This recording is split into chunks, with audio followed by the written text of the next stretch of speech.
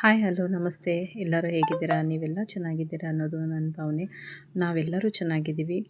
ಇವತ್ತಿನ ವಿಡಿಯೋದಲ್ಲಿ ನಾನು ಸ್ವಂತ ಮನೆ ತಗೋಬೇಕು ಅನ್ನೋ ಆಸೆ ಎಲ್ಲರಿಗೂ ಇರುತ್ತೆ. ಆದರೆ ಸ್ವಂತ ಮನೆ ತಗೊಳ್ಳೋದಕ್ಕೆ ಮಾತ್ರ ಆಗ್ತಿರೋದಿಲ್ಲ.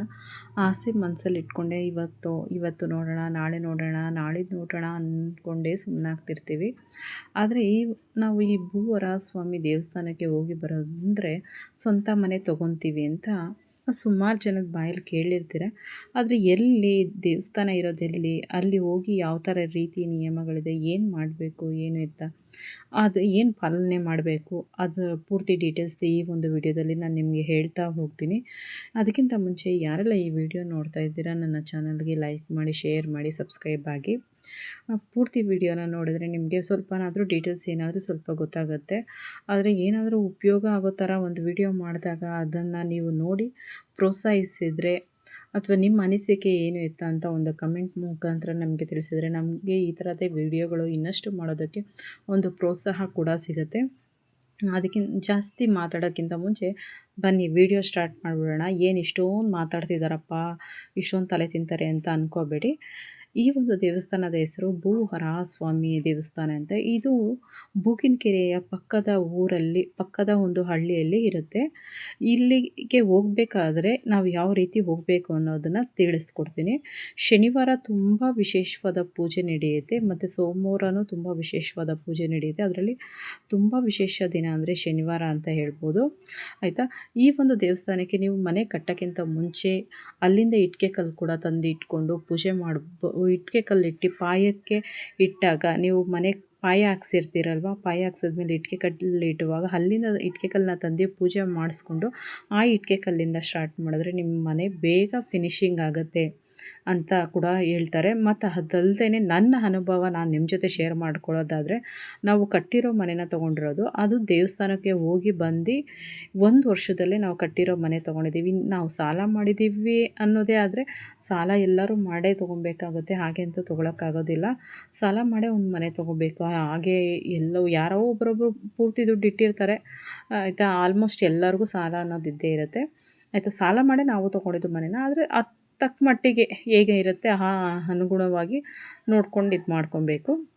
ಅಲ್ಲಿ ಒಂದು ದೇವಸ್ಥಾನಕ್ಕೆ ಹೋಗಿ ಬರೋದ್ರಿಂದ ನಿಮಗೆ ಬೇಗ ಮನೆ ತೊಗೊತೀರ. ಮನೆ ತೊಗೋಬೇಕು ಅನ್ನೋ ಆಸೆ ಇರುತ್ತೆ, ಮನೆ ತೊಗೊಳಕ್ಕಾಗತ್ತೆ, ಆಯಿತಾ. ಆಮೇಲೆ ನೀವಿವಾಗ ಮನೆ ತೊಗೊಬೇಕು. ಅಲ್ಲಿ ಇನ್ನೊಂದೇನೆಂದರೆ ಮಣ್ಣು ಕೂಡ ಸಿಗುತ್ತೆ. ಭೂವರ ಸ್ವಾಮಿ ದೇವಸ್ಥಾನದಲ್ಲಿ ಮಣ್ಣು ಸಿಗುತ್ತೆ. ಆ ಮಣ್ಣನ್ನು ನೀವು 9 ರೌಂಡು ಪ್ರದಕ್ಷಿಣೆ ಹಾಕಬೇಕು. 9 ರೌಂಡು ಪ್ರದಕ್ಷಿಣೆ ಹಾಕಿ ಪೂಜೆ ಮಾಡಿಸಿ ಆ ಮಣ್ಣನ್ನು ನೀವು ಮನೇಲಿ ತಂದುಬಿಟ್ಟು ಒಂದು ಅರಿಶಿನ ಬಟ್ಟೆ ಮಾಡಿ ಆ ಮಣ್ಣನ್ನು ಅರಿಶಿನ ಬಟ್ಟೆ ಒಳಗಡೆ ಇಟ್ಬಿಟ್ಟು ಅದರೊಳಗಡೆ ಅರಿಶಿನ, ಕುಂಕುಮ, ಹೂವು ಇಟ್ಬಿಟ್ಟು ಕಟ್ಟಿಬಿಟ್ಟು ಮನೆಯಲ್ಲಿ ನೀವು ದೇವ್ರ ಮನೆಯಲ್ಲಿ ಇಟ್ಬಿಟ್ಟು ಭೂವರ ಸ್ವಾಮಿ ಫೋಟೋ ಮತ್ತು ಆ ಮಣ್ಣನ್ನು ಇಟ್ಟು ನೀವು ಪೂಜೆ ಮಾಡೋದ್ರಿಂದ ನೀವು ಆದಷ್ಟು ಬೇಕಾದ ಸೈಟ್ ಆದರೂ ತೊಗೋಬೋದು, ಇಲ್ಲ ಕಟ್ಟಿರೋ ಮನೆ ಆದರೂ ತೊಗೋಬೋದು, ಆಯಿತಾ. ಆಮೇಲೆ ಇಲ್ಲಿ ದೇವಸ್ಥಾನಕ್ಕೆ ಹೇಗೆ ಹೋಗಬೇಕು ಅನ್ನೋದನ್ನು ತಿಳಿಸ್ಕೊಡ್ತೀನಿ ಬನ್ನಿ. ಅದಕ್ಕಿಂತ ಮುಂಚೆ ನಿಮ್ಗೆ ಇದನ್ನೆಲ್ಲ ಹೇಳ್ತಾ ಹೋಗ್ತೀನಿ.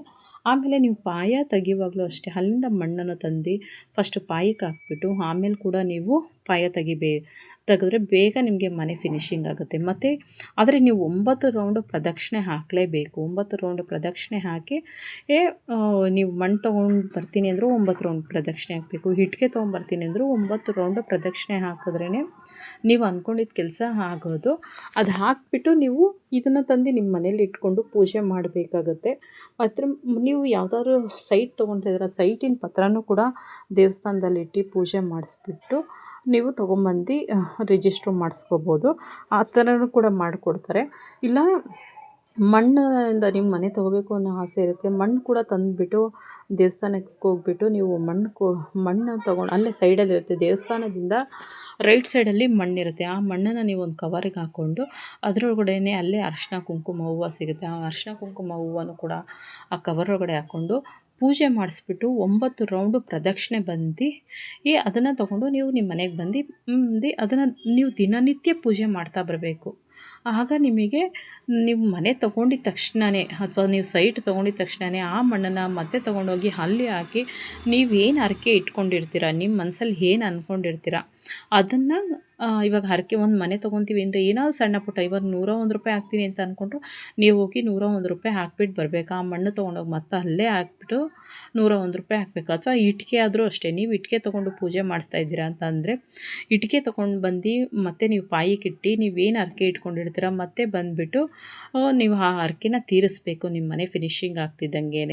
ಅಥವಾ ರಿಜಿಸ್ಟ್ರ್ ಪತ್ರ ತಂದು ರಿಜಿಸ್ಟ್ರ್ ಆಗೋಕ್ಕಿಂತ ಮುಂಚೆ ಅಥವಾ ಮನೆ ಪತ್ರ ತೊಗೊಂಬಂದ್ಬಿಟ್ಟು ಪೂಜೆ ಮಾಡಿಸ್ತಾರೆ, ಅವರು ಕೂಡ ಅಷ್ಟೇ. ಇವಾಗ ನಿಮ್ಮ ಹತ್ರ ಒಂದು ಜೆರಾಕ್ಸ್ ಕಾಪಿ ಇರುತ್ತಲ್ವ, ಅದನ್ನು ತಂದು ನೀವು ಪೂಜೆ ಮಾಡಿಸಿದವಾಗಲೂ ಅಷ್ಟೇ, ನೀವು ಏನು ಅನ್ಕೊಂಬಂದಿರ್ತೀರ ಕಂಪಲ್ಸರಿ ಮಾತ್ರ ನೀವು ಏನು ಅನ್ಕೊಂಬಂದಿರ್ತೀರ ಅದನ್ನು ಮಾಡಲೇಬೇಕು. ಇಲ್ಲ ಅಂದರೆ ಅದು ಯಾವುದೇ ಕಾರಣಕ್ಕೂ ನಿಮ್ಮನ್ನಂತೂ ಬಿಡೋವಂಥ ದೇವರಲ್ಲ, ತುಂಬ ಸತ್ಯವಂತ ದೇವರು ಮತ್ತು ಅಷ್ಟೇ ಪವರ್ಫುಲ್ ಇರೋವಂಥ ದೇವರು. ಈ ಒಂದು ದೇವಸ್ಥಾನ ಬೂಕಿನಕೆರೆಯಿಂದ ಪಕ್ಕದ ಒಂದು ಊರಲ್ಲಿರುತ್ತೆ. ನಾವು ಬೆಂಗಳೂರಿಂದ ಹೋಗೋದಾದರೆ ಟ್ರೈನಿಗೆ ಬೇಕಾದ್ರೂ ಹೋಗ್ಬೋದು. ಟ್ರೈನಲ್ಲಿ ಹೋಗ್ಬಿಟ್ಟು ಪಾಂಡವಪುರದಲ್ಲಿ ಇಳ್ಕೊಂಡು ಪಾಂಡವಪುರದಿಂದ ಬಸ್ ಹತ್ಕೋಬೇಕಾಗತ್ತೆ ನಾವು ಅಲ್ಲಿಗೆ. ಬುಕ್ಕಿನಕೆರೆಗೆ ಹೋಗೋ ಬಸ್ಸೆಲ್ಲ ಡೈರೆಕ್ಟ್ ಬಸ್ಸು ಭೂವರ ಸ್ವಾಮಿಗೆ ಅಂತಲೇ ಡೈರೆಕ್ಟ್ ಬಸ್ ಇದೆ ಪಾಂಡವಪುರದಿಂದ, ಹಂಗಾದರೂ ಹೋಗ್ಬೋದು. ಇಲ್ಲ ಶ್ರೀರಂಗಪಟ್ಟಣದಿಂದನೂ ಬಸ್ ಸಿಗುತ್ತೆ ನಮಗೆ, ಶ್ರೀರಂಗಪಟ್ಟಣದಿಂದ ಬೇಕಾದರೂ ನಾವು ಹೋಗ್ಬೋದು. ಇಲ್ಲ ಬೆಂಗಳೂರಿಂದ ನಾವು ಹೋಗ್ತೀವಿ ಅಂದರೆ ಮೈಸೂರಿಗೆ ಹೋಗ್ಬಿಟ್ಟೆ ಹೋಗಬೇಕಾಗತ್ತೆ. ಇಲ್ಲ ಅಂದರೆ ನೀವು ಶ್ರೀರಂಗಪಟ್ಟಣದಲ್ಲಿ ಇಳ್ಕೊಂಡು ಇಳ್ಕೊಂಡು ಬೆಂಗಳೂರಿಂದ ಹೋಗೋರು ಸ್ಯಾಟ್ಲೈಟಿಂದ ಬಸ್ ಹತ್ತಿದರೆ ಶ್ರೀರಂಗಪಟ್ಟಣದಲ್ಲಿ ಇಳ್ಕೊಂಡು ಅಲ್ಲಿಂದ ನೀವು ಭೂವರ ಸ್ವಾಮಿಗೆ ಬಸ್ ಹತ್ಬೋದು. ಆದರೆ ಬಸ್ಸು ತುಂಬ ಕಮ್ಮಿ ಇದೆ, ದಿನದಲ್ಲಿ 2-3 ಅಷ್ಟೇ ಇರೋದು. ಬಸ್ಸು ತುಂಬ 3 ಬಸ್ಸೇನೋ ಇದೆ. ಸಂಜೆ ನಿಮಗೆ 3:30-4:00 ಬಸ್ ಲಾಸ್ಟ್ ಆಗೋಗುತ್ತೆ. ನೀವು ಅಷ್ಟರೊಳಗಡೆ ಹೋಗಬೇಕಾಗತ್ತೆ. ಆದರೆ ಎಷ್ಟು ಬೇಗ ಆಗುತ್ತೆ ಅಷ್ಟು ಬೇಗ ಹೋಗಿ ಬಂದ್ರೇ ನಿಮಗೆ ಒಳ್ಳೆಯದು. ಸ್ವಂತ ಮನೆ ತೊಗೋಬೇಕು ಅಂದ್ಕೊಂಡಿದ್ದವರು ಗ್ಯಾರಂಟಿ ಆ ಭೂವರ ಸ್ವಾಮಿ ದೇವಸ್ಥಾನಕ್ಕೆ ಹೋಗಿ ಬಂದರೆ ನೀವು ಗ್ಯಾರಂಟಿ ತೊಗೊಂತೀರ. ಇದು ನನಗೆ ಆಗಿರೋ ಅನುಭವ, ನಾನು ನಿಮ್ಮ ಜೊತೆ ಶೇರ್ ಮಾಡ್ಕೊತಾ ಇದ್ದೀನಿ. ಈ ಒಂದು ವಿಡಿಯೋ ನಿಮಗೆಲ್ಲರಿಗೂ ಇಷ್ಟ ಆಗಿದೆ ಅಂತ ಅಂದ್ಕೊತೀನಿ. ನನಗೆ ಗೊತ್ತಿರೋ ಅಷ್ಟು ಮಾಹಿತಿ ನಾನು ಕೊಟ್ಟಿದ್ದೀನಿ. ನಿಮಗೆ ಇನ್ನಷ್ಟು ಮಾಹಿತಿ ಬೇಕಾದರೆ ಕಮೆಂಟ್ ಮಾಡಿ ತಿಳಿಸಿ, ನಿಮ್ಗೆ ಇನ್ನಷ್ಟು ಮಾಹಿತಿನ ನಾನು ಕೊಡ್ತೀನಿ. Thank you for the watching. ಈ ಒಂದು ವಿಡಿಯೋ ನಿಮಗೆಲ್ಲರಿಗೂ ಇಷ್ಟ ಆಗಿದೆ ಅಂತ ಭಾವಿಸ್ತಾ ನಿಮ್ಮ ಫ್ರೆಂಡ್ಸ್ಗಳಿಗೂ ಜೊತೆನೂ ಶೇರ್ ಮಾಡ್ಕೊಳ್ಳಿ ಫ್ರೆಂಡ್ಸ್. ಬಾಯ್.